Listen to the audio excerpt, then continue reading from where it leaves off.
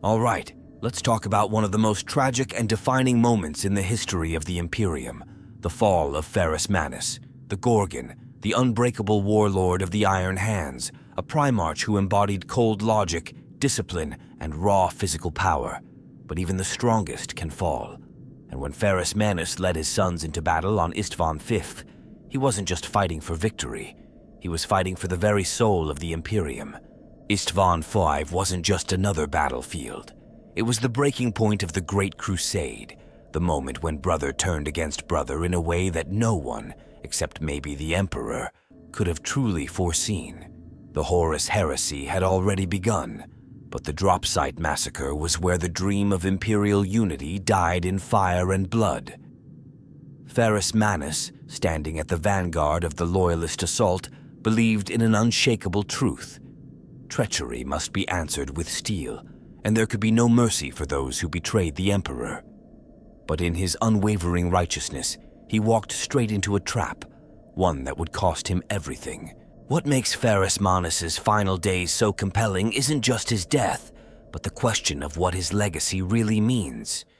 Did his fall truly mark the end of his influence, or did he leave something behind that still shapes the Imperium? His story is one of loyalty, tragedy, and the grim cost of war. But more than that, it's a story of whether an idea, of strength, of sacrifice, of iron resolve, can outlive the man who embodied it.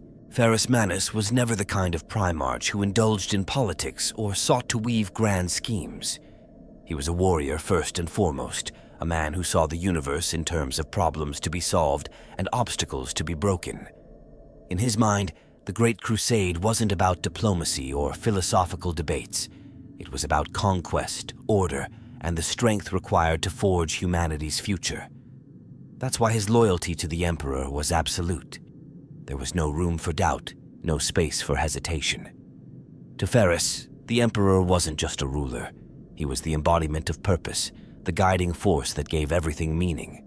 But for all his unshakable belief in the Imperium, Ferrus Manus was never the easiest of the Primarchs to get along with.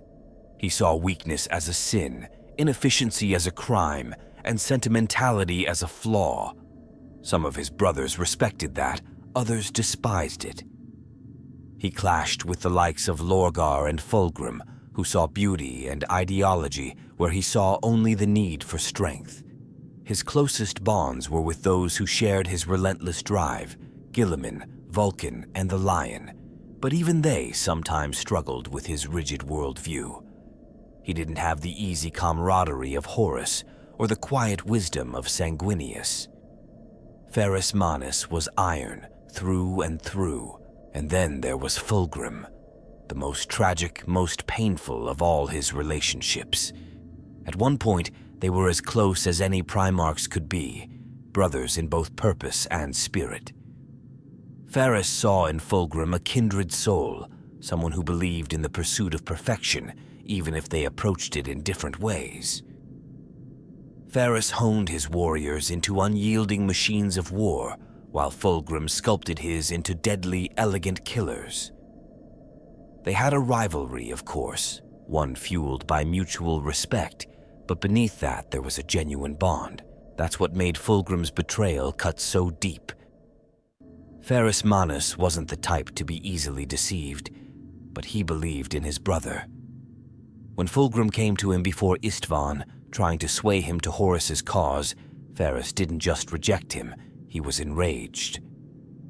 The very idea that one of their own would turn against the Emperor was unthinkable. For Ferrus, loyalty wasn't a choice, it was the core of who he was. And the fact that Fulgrim, of all people, had given in to weakness, to corruption, it was unforgivable. Many fans speculate that this personal betrayal clouded his judgment going into Istvaan.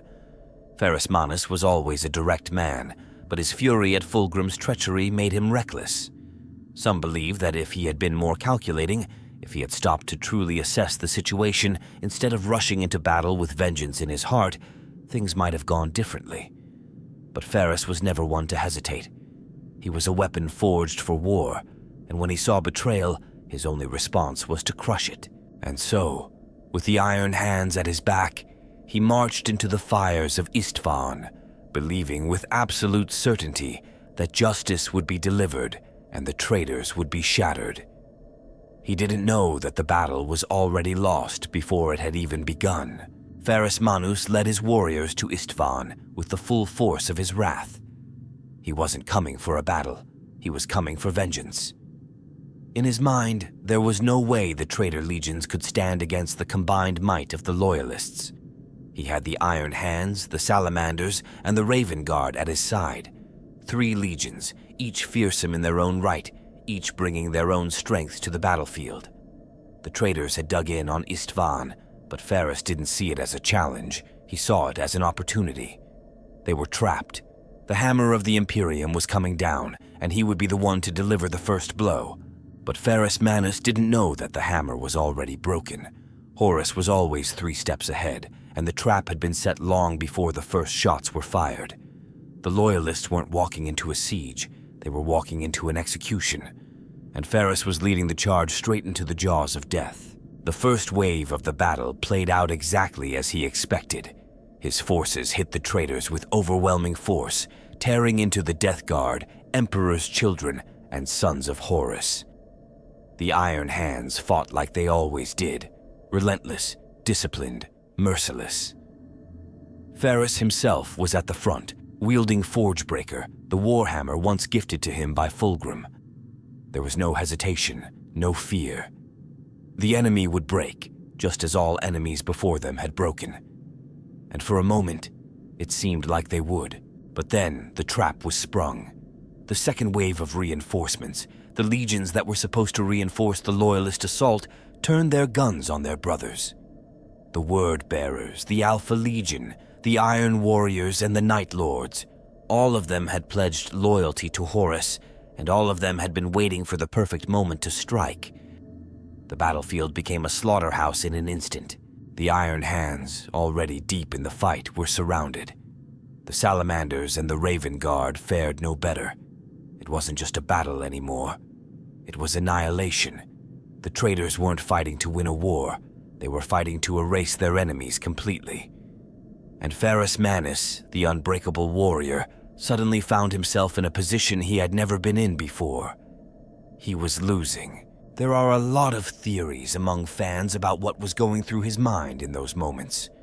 Did he realize too late that his fury had blinded him? That his need to strike first had played right into Horus's hands? Some believe that Ferrus was simply too stubborn to consider retreat. Others argue that even if he had realized the trap, it wouldn't have mattered. There was no escape. The only path left was forward, into the heart of the enemy. But one thing is certain, Ferrus Manus did not break. Even as the battlefield collapsed around him, even as his brothers fell and his legion was cut to pieces, he pressed on. He had only one goal left, to find Fulgrim and end this betrayal with his own hands. Whatever happened to the rest of the battle, whatever fate awaited his warriors, none of it mattered as long as he could make Fulgrim pay. That was his last mistake. Ferrus Manus charged through the carnage, his armor slick with the blood of traitors and his own sons alike. The Iron Hands were dying around him, cut down by those they had once called brothers. The Raven Guard and the Salamanders had already begun to fracture, some desperately trying to regroup, others being wiped out where they stood. But Ferrus didn't see any of it. He didn't care. His entire world had narrowed to a single goal: Fulgrim, the brother who had betrayed him, the man who had dared to speak of perfection and then sold his soul to corruption. Ferrus didn't want to win anymore. He wanted to kill, and he almost did. Their duel was something out of legend, 2 demigods locked in battle amidst a dying world. Ferrus wielded Forgebreaker with raw, unrelenting fury, every strike aimed to shatter, to break, to end this treacherous farce once and for all. He had no words left for Fulgrim, no demands, no pleas, only righteous wrath. His blows cracked the ground beneath them, sent shockwaves through the air, forced even the traitors to step back in awe. And for a moment, Ferrus had him. He was stronger. He had always been stronger. Fulgrim's speed and grace were nothing before the sheer power of Ferrus Manus. Again and again, he struck, driving his brother back, breaking through every desperate parry. And then, with one final blow, he knocked Fulgrim to his knees. This should have been the end, but Fulgrim had changed. The warrior Ferrus had once known, the brother he had fought beside, was gone. Something else stood before him now, something twisted, something wrong. The blade Fulgrim wielded, that cursed, demonic thing, whispered its hunger into his ear. It had been a gift, a tool of corruption, a slow, insidious poison that had already taken hold. And in that moment, as Ferrus raised his hammer for the final strike, Fulgrim hesitated. Many fans debate what truly happened next. Some say Fulgrim was still himself, still fighting against the growing darkness inside him, that he didn't want to kill Ferrus, not really. Others argue that this was the final test, the last piece of his humanity slipping away. Whatever the truth, it doesn't change what happened. The demonic blade struck first. One moment, Ferrus Manus was the unstoppable force, the immovable object. The next, his body was failing him. The wound burned in a way no mortal weapon ever could. The power behind the blade wasn't just steel. It was something else, something beyond his understanding, beyond his ability to fight. His vision blurred, his strength faltered, and then, in one final savage stroke, his head was taken from his shoulders. Ferrus Manus, the Gorgon, the unbreakable warrior, was dead. The battlefield seemed to pause. Even among the traitors, there was a moment of silence. The Iron Hands, what little remained of them, fought like madmen, as if refusing to accept what had just happened. But their Primarch was gone, and with him, the last hope of victory. Fulgrim, for all his triumph, did not revel in his kill. Some say he wept, that in that instant he realized what he had done and recoiled in horror. Others say the transformation was complete, that the Fulgrim who mourned Ferrus Manus died along with him. The only thing that is certain is that Ferrus's body was taken, his head presented to Horus as a trophy, and whatever soul he might have had was lost to the void. But was that truly the end of Ferrus Manus? Or was his legacy something that even death could not erase? Ferrus Manus is dead. That's the official story. His body was taken, his head presented to Horus, and his legion left to pick up the pieces of a shattered legacy. There's no mystery in that, no ambiguity, just cold, brutal fact. But this is Warhammer, a universe where death isn't always the end, and where legends have a way of twisting into something far stranger than the truth. And for decades, fans have debated one simple question. Is Ferrus Manus truly gone? The first and most straightforward answer is yes. Ferrus wasn't just killed, he was unmade. The weapon Fulgrim used wasn't some simple blade. It was a demon-forged horror, a thing of chaos, something that could do far more than just kill. Some believe that the blade didn't just sever his head, but consumed something deeper, something essential. If that's true, then Ferrus wasn't just slain. He was erased, his very soul devoured. And in the grim darkness of the far future, there's no coming back from that. But then there's the problem of his body. Horus took his head. But what about the rest? The Iron Hands never recovered it, and it was never seen again. Some speculate that Fulgrim kept it as a twisted trophy, while others believe that Horus had his corpse disposed of, unwilling to risk any strange resurrections. But a few theories go even further. What if Ferrus wasn't just discarded? What if his remains were used for something darker? One of the wildest, yet oddly persistent theories is that Ferrus Manus lives, but not as the warrior he once was. Some fans believe that the Dark Mechanicum, with their horrifying knowledge of flesh and machine, recovered his body and turned him into something unrecognizable. A war construct, a cybernetic horror, a lifeless shell animated by dark science.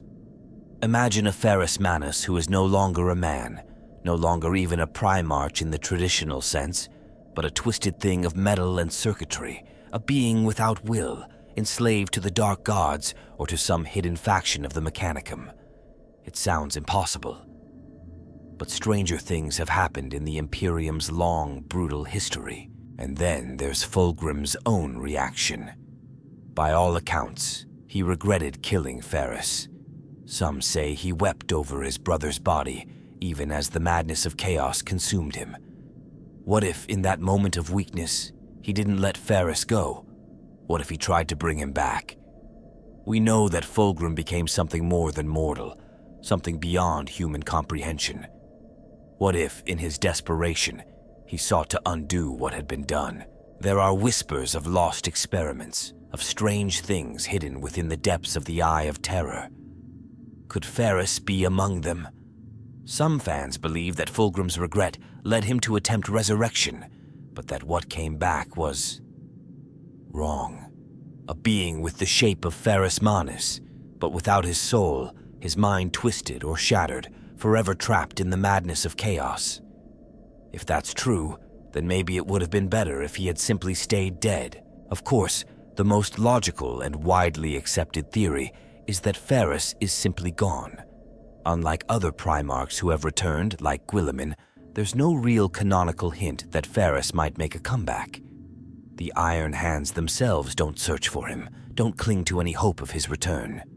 They see him as dead, and in their cold, unyielding way, they have moved on. But fans will always wonder. In a universe where death is never absolute, where gods and monsters shape reality itself, can we ever truly be certain of anything? Maybe Ferrus Manus is gone forever. Or maybe, somewhere in the darkest corners of the galaxy, something wearing his face is still out there, waiting. It's easy to say that Ferrus Manus is dead. His death was brutal, definitive, and widely accepted as one of the most tragic moments of the Horus Heresy. His head was taken as a trophy, his body never recovered, and his legion, shattered by grief, carried on without him. The Iron Hands never spoke of him as missing or returning. To them, their father was dead. But despite all of that, the idea that Ferrus could still exist in some form has never fully died. Fans have always speculated, searching for cracks in the narrative, places where something, anything, might suggest that the Gorgon still lingers somewhere in the galaxy. One of the most well-known theories is that Ferrus was never truly killed in the way the records say. This version suggests that while his body may have died, his consciousness, his very essence, might have been preserved. Some fans believe that Fulgrim, in his moment of grief and hesitation, did something strange, something unnatural. We know that chaos is unpredictable, that it warps reality in ways that don't always make sense. Could Fulgrim, in his regret, have unintentionally trapped some part of Ferrus within the warp? Maybe not his soul, but his mind, his thoughts, something beyond the physical. Another theory goes even further, claiming that Ferrus wasn't just killed, but transformed. This version suggests that after his decapitation, Fulgrim or another force, perhaps even Horus, had plans for his remains. There are whispers in the lore of experiments done by the Dark Mechanicum, of lost projects that involved combining the flesh of Primarchs with forbidden technology. Some believe that Ferrus, with his unique physiology and his deep connection to machinery, could have been turned into something else entirely. A weapon, a machine, a construct of flesh and iron, stripped of will, existing only to serve. The scariest part? There are pieces of Warhammer's history that make this idea seem possible. The Imperium itself has dabbled in bringing back fallen heroes in ways that are neither natural nor merciful. The Legio Cybernetica, for example, has records of powerful warriors being turned into soulless machines, their personalities wiped, their bodies enhanced beyond human limits. And then there are the experiments of the Mechanicum, the strange fusions of biology and technology that defy logic. If the Dark Mechanicum got their hands on Ferrus Manus, what would stop them from doing the same? But maybe the strangest theory of all is the idea that Ferrus isn't dead at all. At least, not in the way we understand it.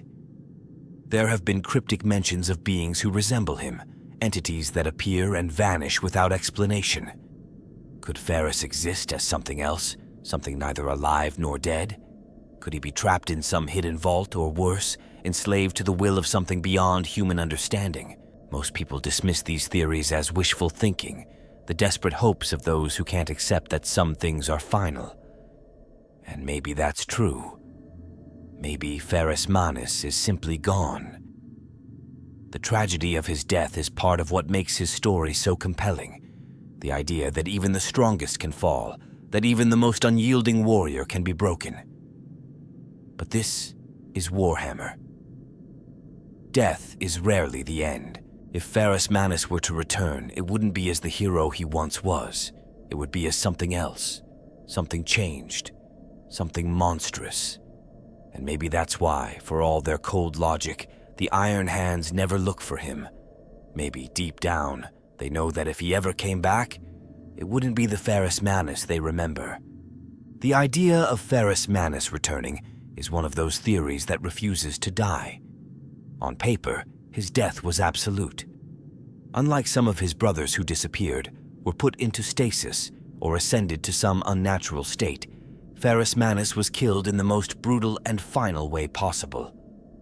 There was no body left to recover, no last-minute intervention, no mysterious disappearance. His head was taken as a trophy, his legion left to grieve in silence, and the Imperium moved on without him. And yet, fans keep asking the same question. Could he come back? In Warhammer, nothing is ever truly impossible. Primarchs have returned against all odds. Robert Guilliman was brought back from the brink of death through a combination of ancient Eldar technology and Imperial science, and Lion L. Johnson simply awoke from a slumber that lasted millennia. Even Vulcan, despite being lost time and time again, is rumored to still be alive somewhere in the galaxy. The precedent exists, but Ferrus is different. There was no slumber, no hidden vault, no preservation chamber waiting to be unlocked. If he were to return, it would have to be through something entirely new. Some fans speculate that the key to Ferrus Manus's return lies in his unique biology. Unlike his brothers, he wasn't entirely flesh and blood. The silver-like substance that ran through his veins, the so-called necrodermis that coated his hands, has long been a source of speculation. Some believe it had connections to the Necrons, an ancient Xenos race whose mastery over death and resurrection is beyond anything humanity could comprehend. Could there be something in Ferrus's genetic makeup that prevents him from truly dying? Could his remains, or even his mind, have been preserved in a way no one expected? Then there's the possibility of cloning. The Imperium, despite its rigid dogma, has dabbled in cloning Primarchs before. The Karsharodans, a mysterious and brutal space marine chapter, are rumored to have genetic ties to Ferrus Manus. Some believe that hidden somewhere in the depths of the galaxy, there exists a project designed to replicate him, a new version of Ferrus, reborn through science, waiting for the right moment to emerge. Would that truly be a return, though?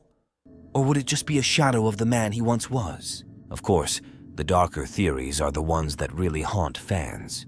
If Ferrus were to return, what would he even be? Some believe that if his body was taken by the Dark Mechanicum, then he may already be alive, but not as himself. There are whispers of monstrous constructs, war machines unlike anything the Imperium has ever seen, built from the remains of something greater. What if Ferrus has been reshaped into something else? A tool of war, stripped of humanity, existing only as a mind trapped inside a machine.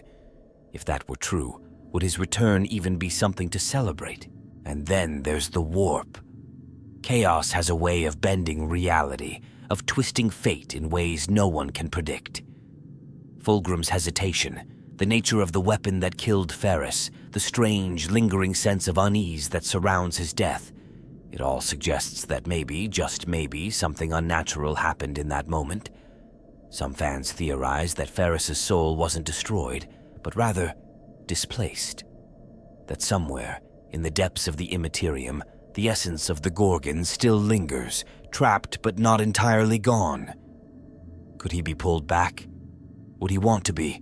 At the end of the day, the question of Ferrus Manus's return is more than just a debate about lore.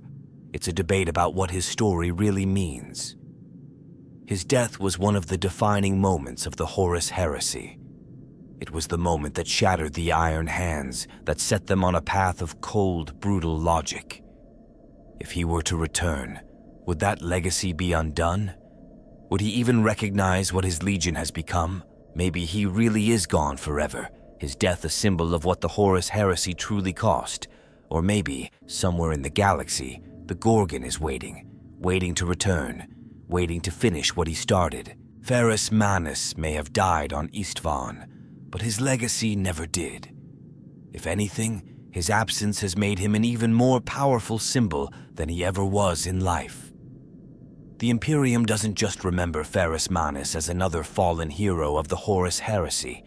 He is something more, something colder, something relentless. His name isn't spoken with sorrow like Sanguinius, or with reverence like Guilliman. It is a name that carries weight, not because of what he built, but because of what he lost. The Iron Hands have never truly moved on from his death. Other legions, even those that suffered tremendous losses in the heresy, adapted, evolved. But the Iron Hands broke that day, and in some ways they never rebuilt themselves.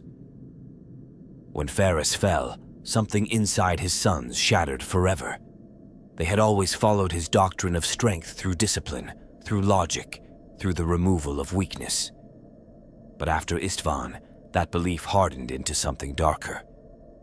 Weakness wasn't just an enemy, it was a disease, something to be eradicated at all costs. And what greater weakness was there than emotion? Ferrus Manus himself was never as cold as the legion he left behind. He wasn't some unfeeling machine, despite what some might claim. He had passions, he had anger, he had a sense of brotherhood, at least until that brotherhood was betrayed. But without him, the Iron Hands stripped themselves of everything they saw as flawed. Compassion, doubt, hesitation, all of it was cast aside. They replaced flesh with steel, not just in body but in mind. Where other chapters mourned their fallen primarchs, the Iron Hands don't. To them, grief is a weakness. Even memory itself is something to be tempered, controlled. Some fans argue that Ferrus Manus would have been horrified to see what his sons have become. That the Iron Hands of the 41st millennium are nothing like the warriors he once led. He valued strength, yes, but he also believed in unity, in the bonds of loyalty. He was not a machine, but a man who fought and bled alongside his warriors. The Iron Hands of today, with their cold, calculating detachment, might seem more like the soulless constructs of the Dark Mechanicum than the Legion Ferrus once commanded. And yet, others believe that this transformation is the ultimate proof of his enduring influence. Ferrus didn't believe in sentimentality. He saw the universe as something brutal, something that had no place for weakness. The Iron Hands have taken that philosophy to its extreme, pushing themselves beyond the limits of flesh, of emotion, of anything that might make them vulnerable. In their eyes, this is not a corruption of his teachings, it is the perfection of them. They have become exactly what he always wanted. Warriors who will never falter, never break, never be blinded by the same emotions that led their father to his doom. Beyond the Iron Hands, Ferrus Manus's legacy echoes across the Imperium in other ways. His tragic fate is a lesson, a warning about the dangers of trust, of attachment, of expecting loyalty where none exists. In many ways, his death is the defining image of the Horus heresy, the moment when one brother stood over another, sword in hand, and chose betrayal over kinship.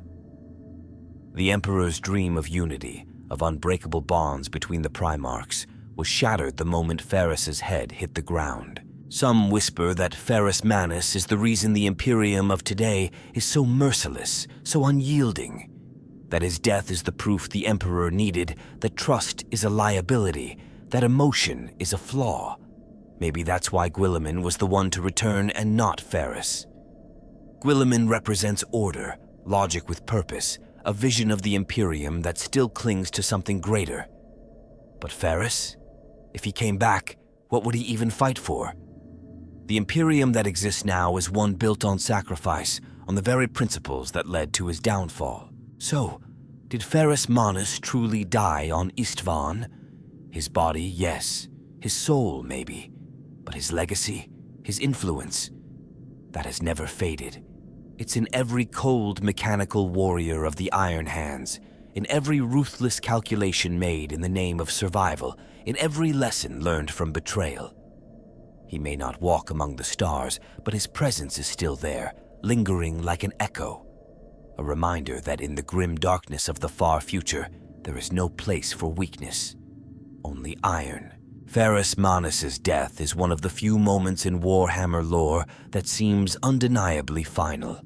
His head was taken by Fulgrim, his body was never recovered, and his legion moved on without him. But despite how absolute it appears, fans have never stopped speculating. In a setting where gods, demons, and forbidden technology regularly bend the laws of reality, is it really so impossible that Ferrus might still exist in some form? One of the most enduring theories is that his consciousness was somehow preserved, either by accident or design. Ferrus was unique among the Primarchs. His body was different, infused with a strange liquid metal that many believe was of Necron origin. This alone has fueled speculation for years.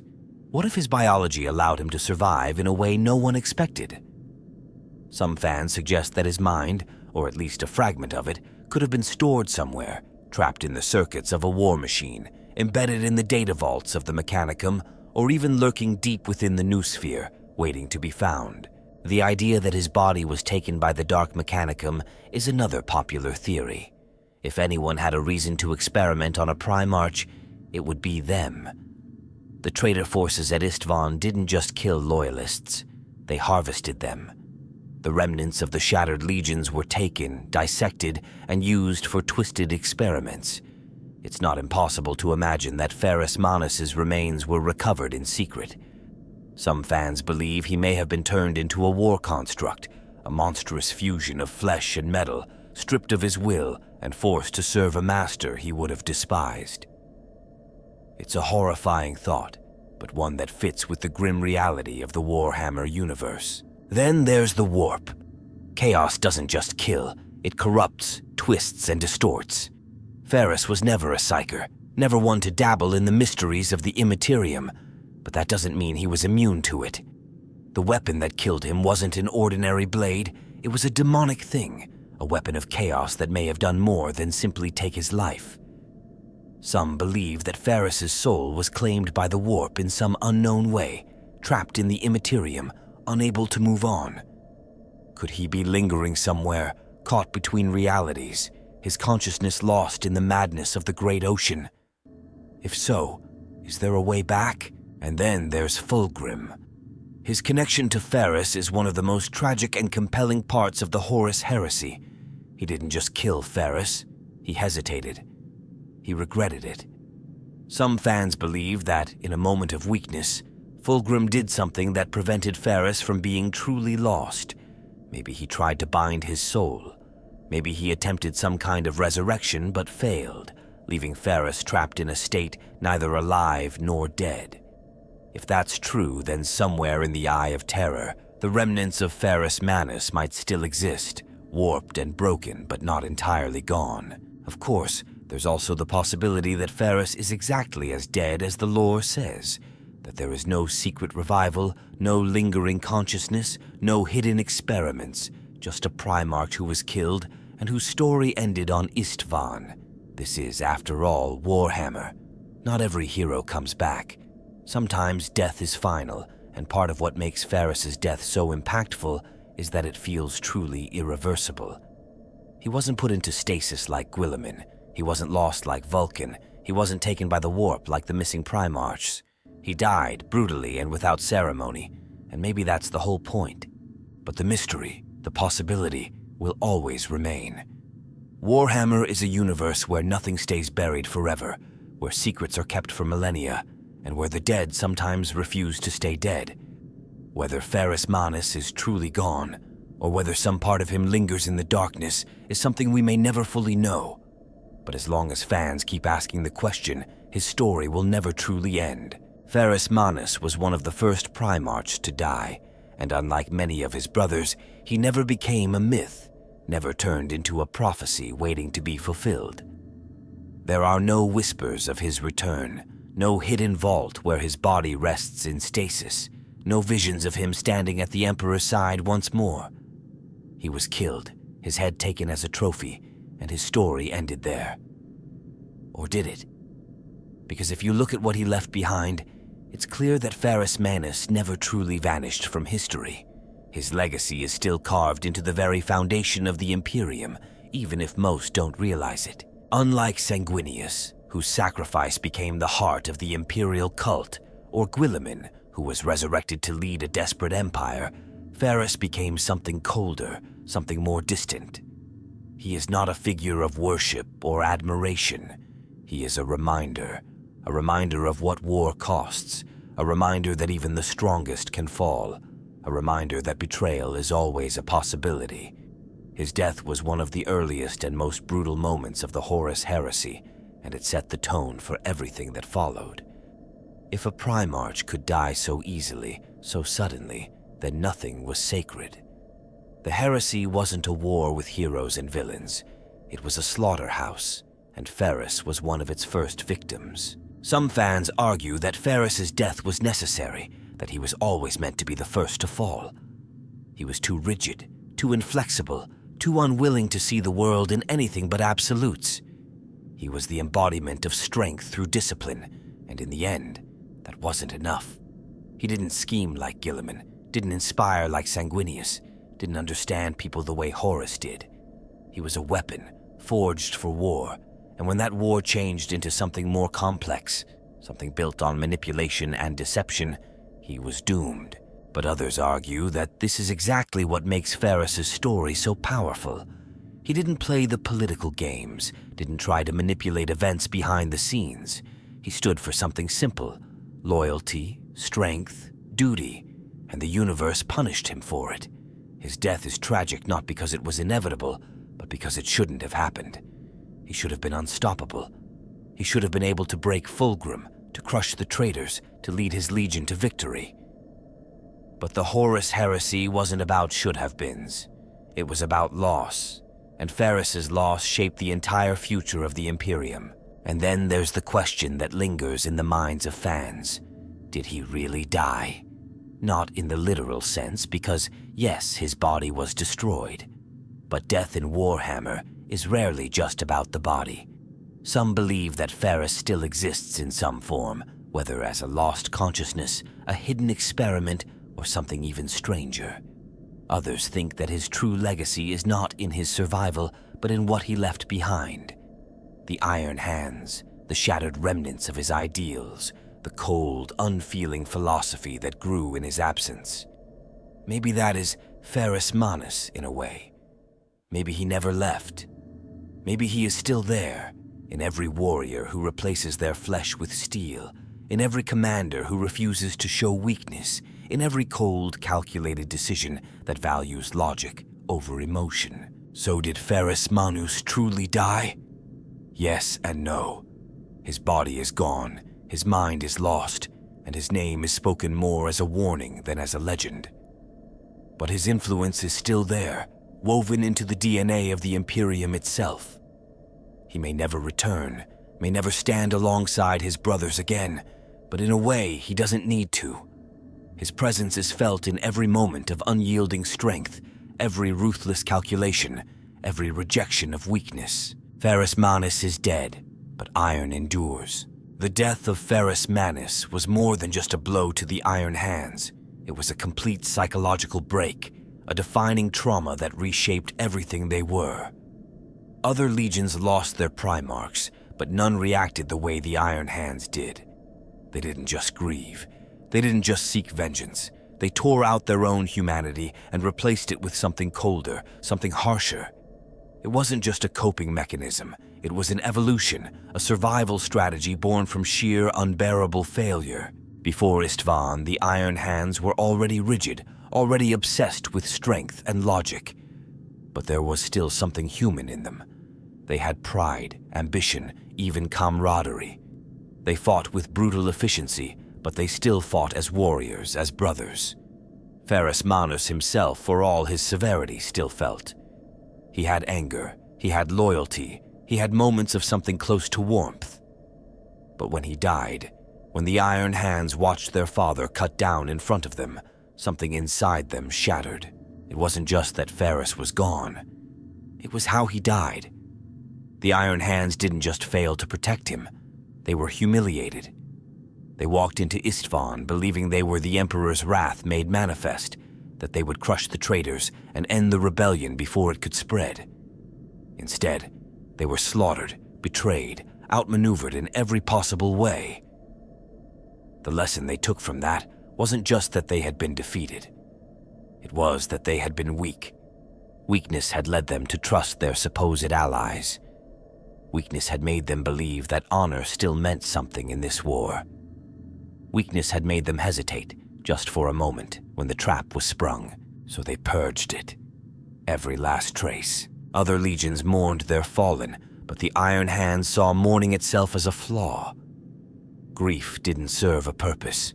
Grief was an indulgence, a distraction. If emotion had led them to failure, then the only solution was to remove it entirely. They replaced their flesh with metal, not just as a way to increase their strength, but as a symbolic rejection of their former selves. The more human they were, the more vulnerable they became. The more machine they became, the less they could feel the pain of their failure. But was this what Ferrus Manus would have wanted? It's a question that divides fans. Some argue that the Iron Hands completely misunderstood their Primarch's teachings. Ferrus believed in strength, but he was not without feeling. He formed bonds with his brothers. He had trust, he had pride, and most of all, he had a sense of duty that was personal, not just mechanical.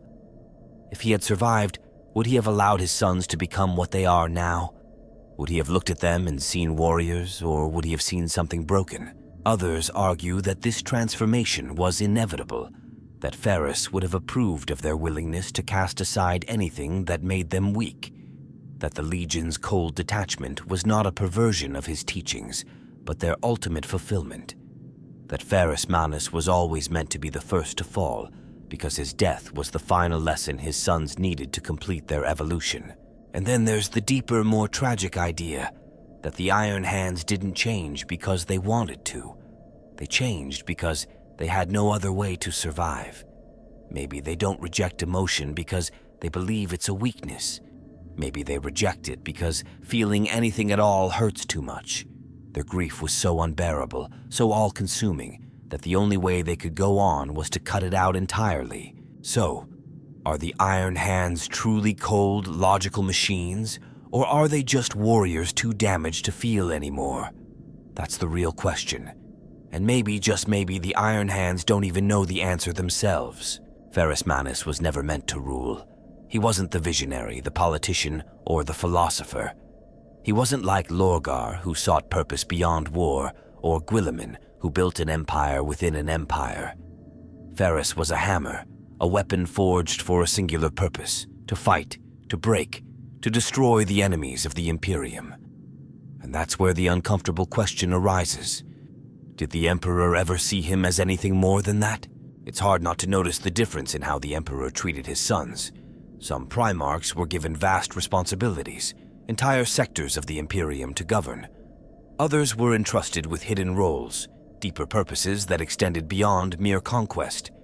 Even Horus, before his fall, was given the War Master title, the ultimate sign of trust. Ferrus Manus? He got a legion of warriors as cold and brutal as himself, and was pointed toward the nearest enemy. He was a warlord, nothing more. Some fans argue that Ferrus's fate was sealed long before Istvaan, that he was never meant to be part of the Imperium's long-term future because he simply wasn't needed beyond war. When the Great Crusade ended, where would Ferrus have fit? He wasn't a builder like Dorn or Guilliman. He wasn't a leader of faith like Sanguinius or Lorgar. He didn't command the fear and respect of the other legions the way the Lion or Russ did. He was a soldier, and when soldiers are no longer needed, what happens to them? That's why some believe that Ferrus's death was not just a tragedy, but an inevitability. He didn't have a hidden destiny. He wasn't part of some grand design. He was placed in the middle of a war he didn't understand, one of politics, betrayal, and ambition, and was one of the first casualties. Maybe the Emperor saw it coming. maybe he didn't. But the real question is, did he care? Did the Emperor grieve Ferrus Manus? We don't know. The Emperor wasn't one for emotional displays, even toward the sons he clearly favored. He saw the galaxy in terms of the grand plan, the ultimate goal. Ferrus's death was a blow, certainly, but was it a personal loss or simply an obstacle to work around? The Iron Hands would continue to serve. The war would go on. The Imperium had no time for mourning, and if the Emperor did feel sorrow for his fallen son, he never let it be known. This leads to another question. Was Ferrus always meant to be a sacrificial piece? Some fans believe the Emperor had already calculated that some of his sons would fall during the heresy. Maybe Ferrus was one of them, not because he was weak, but because he was expendable in the long game. A warrior without a future, a weapon that had already served its purpose. Of course, there's another perspective entirely, that Ferrus was exactly the kind of Primarch the Emperor needed, and that his death was the greatest mistake of the heresy. Some argue that if Ferrus had lived, if he had escaped Istvaan, he could have been the rock the Loyalists needed. He wasn't a strategist on the level of Guilliman, but he was relentless, unshakable. Unlike some of his brothers, he would never have doubted, never hesitated. If Ferrus had been there during the Siege of Terra, if he had stood alongside Dorn and Sanguinius, could things have gone differently? Could the Loyalists have won in a way that didn't cost them so much? We'll never know. Ferrus Manus was one of the first pieces removed from the board, and the war moved on without him. But his death raises one of the biggest questions about the Emperor himself. Did he see his sons as true individuals, as people to be loved and protected? Or were they just tools, meant to be used and discarded as needed? If Ferrus Manus was anything more than a weapon, the Emperor never showed it. And that, perhaps, is the greatest tragedy of all. Ferrus Manus' death was one of the earliest and most brutal moments of the Horus heresy. But what if things had gone differently? What if he had survived Istvaan? Would he have changed the course of the war? Would the Imperium have looked any different with him still in it? It's one of those questions that will never have a real answer, but that hasn't stopped fans from speculating. The first and most obvious impact would have been on the Loyalists. The drop site massacre didn't just cripple the Iron Hands, it shattered their morale, their identity, their very reason for fighting. If Ferrus had lived, if he had somehow escaped the battlefield, he would have given them something they lacked after Istvaan, a purpose beyond survival. Unlike Guilliman, who tried to strategize his way through the war, or the White Scars, who struggled with their place in it, Ferrus would have had one focus: vengeance. Imagine Ferrus Manus leading a shattered but furious Iron Hands legion, reforging them not into emotionless machines, but into something even more terrifying: fanatics of retribution. Would he have allied with the shattered remnants of the Salamanders and Raven Guard? Would he have sought out other Loyalists, rallying them under a new banner of unrelenting, merciless war? The Ferrus who died at Istvaan was already filled with rage. A Ferrus who survived it would have been something even more dangerous. And then there's the question of how he would have influenced the Siege of Terra. Would he have stood with Dorn on the walls, reinforcing the defense with cold, logical efficiency? Would he have taken command of the shattered forces, still trying to hold the Imperium together? Or would he have done something even more radical, taken the fight directly to Horus, hunting the traitors in a brutal campaign of annihilation? If he had been there when the Emperor made his final charge onto Horus's flagship, would things have ended differently? But survival wouldn't have just changed the war. It would have changed Ferrus himself. The Ferrus Manus who died on Istvaan was still the warrior he had always been, still loyal, still bound by duty.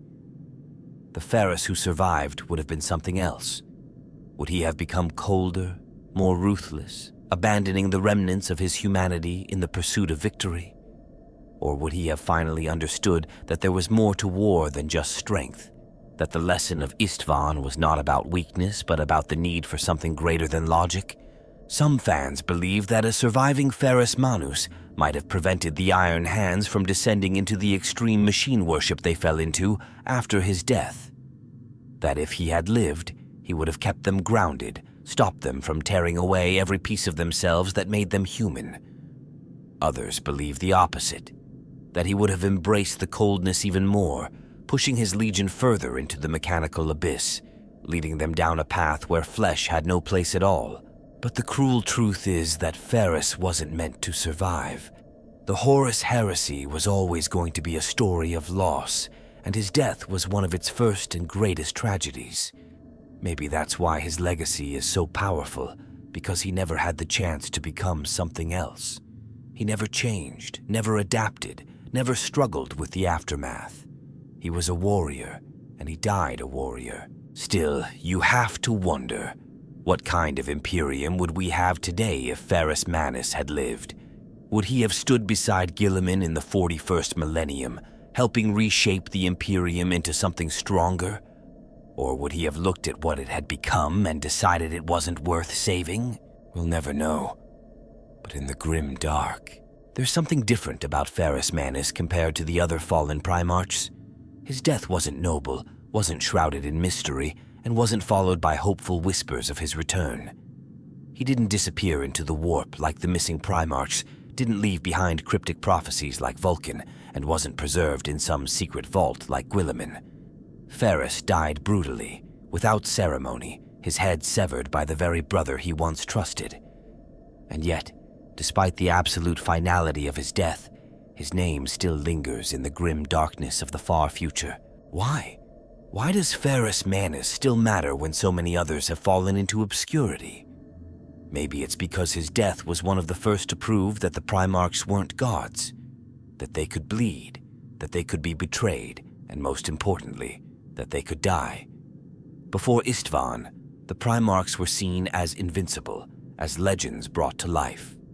But Ferrus's execution shattered that illusion. He wasn't struck down by some cosmic force or ancient evil.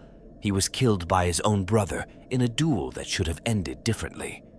It wasn't fate, it wasn't prophecy, it was just war, brutal and unforgiving. And if Ferrus could die, then none of them were safe. And that's why his legacy is so important. It's not about the man he was, or even the legion he left behind. It's about what his death represents. The Imperium itself has become a reflection of the lesson Ferrus Manus learned too late. In the 41st millennium, there is no room for weakness, no space for sentimentality, no tolerance for hesitation. The Iron Hands took this philosophy to its extreme, cutting away every trace of their humanity, believing that this is what Ferrus would have wanted. But was it? Would Ferrus have looked at his legion now and seen them as his greatest achievement? Or would he have seen them as something broken, something that lost sight of what truly mattered? Some fans believe that if Ferrus ever did return, it wouldn't be the triumph people expect. He wouldn't come back as a savior, as a missing piece of the Imperium's future. He would come back to a galaxy that barely remembers him, a legion that no longer resembles the warriors he once led, and a war that never truly ended. Would he be proud? Would he even care? Or would he see the truth, that the Imperium moved on without him, that his brothers became legends while he remained a footnote in history? Maybe that's the cruelest part of it all. And yet, Ferrus Manus is still here. Maybe not in the way fans would hope, but in a different way. His ideals, his philosophy, the sheer weight of what his death meant. His influence is in every battle where strength is valued over compassion, in every decision where survival comes before morality, in every warrior who believes that weakness is something to be crushed. His story didn't end on Istvaan. It just changed. So maybe Ferrus Manus never needed to return. Maybe his greatest legacy isn't in his survival, but in the way his death shaped the universe he left behind. In the end, he wasn't the legend he wanted to be, but he became something else, something colder, something more enduring. And in a galaxy that only respects strength, maybe that's the most fitting fate of all. If you've made it this far, you're clearly as deep into Warhammer lore as I am. So if you want more stories like this, more deep dives into the forgotten corners of this grim, brutal universe, make sure to like and subscribe. There's always more to uncover, more secrets buried in the darkness of the far future. And who knows, maybe one day we'll finally get the answer to the question that still lingers. Did the Gorgon's legacy truly end on Istvaan?